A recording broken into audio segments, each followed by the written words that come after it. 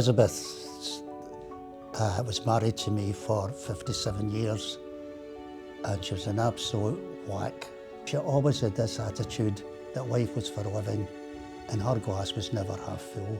Elizabeth's glass was always overflowing. The day it was announced that she was going to lose her leg, it was an absolute catastrophe. We didn't know which way to turn. We didn't know what to do. There was lots of things that worried us. First of all, that what was her mobility going to be like? What was her psychology going to be like? We first came across Finding Your Feet through a visit by the Finding Your Feet staff into the hospital. The activities which were on each day, that she was participating in those and she felt as though that she was achieving something whenever she was here. Whether it was the outrageous demands on her to end up using all those power tools, she was in her element doing it. I would say it was the people here that she got the greatest amount of satisfaction. Calvert was a major breakthrough.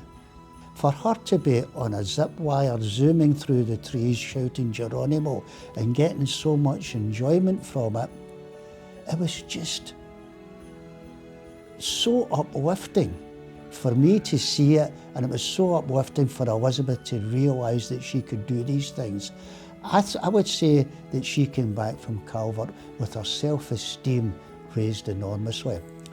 And I think if she'd survived, she'd be the best salesperson for Finding Your Feet because she felt as though that it made such a difference to her life.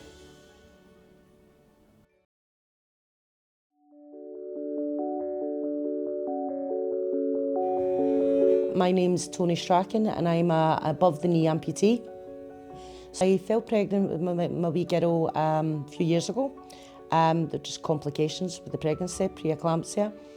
I ended up with blood clots, 1 abdomen, 3 down my leg. I think 6 surgeries. They tried to save the leg, couldn't be done. So it was the beginning of 3 amputations. First was my toe, second was below the knee, and finally sepsis, and I went above the knee. So it was quite a journey to go on, especially being a new parent. So the first few weeks after the amputations, I struggled. I just felt so down, so depressed. The life was so different, everything had changed. I took solace in sitting in a corner in my house for quite a while. But for me, that was a safe space. But it wasn't really, it wasn't doing me any good. And then I went above the knee and I felt lower than low. Not having anybody that had knowledge about amputation probably made me go speak along to Finding Your Feet to speak to one of the guys who gave me a call, invited me along at the teas just to see how I done. That was a year and a half ago and I absolutely love coming. It's been a great thing for me to be able to converse and mix with other amputees and peers regarding amputation. When I walked in at the first teas, it was madness. It was chaotic, but all in a good way. The buzz, the laugh, the genuine care between the troopers was amazing. And it was one of the ones I knew, do you know what, I'm going to fit in here. And it's became so much more than just a club, it's a family. The charity has given me the ability to learn to swim again this year. Learning to swim so I could take my daughter swimming, which I've achieved, which I've now took my daughter a few times, she's enjoying it.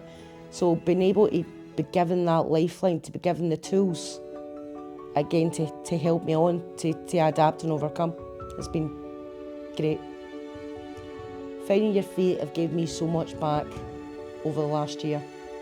I felt I've built myself back up emotionally, mentally, physically, but with all the help from Finding Your Feet, attending the clubs, having the peer support for fellow troopers cheering me on, it's given me my life back.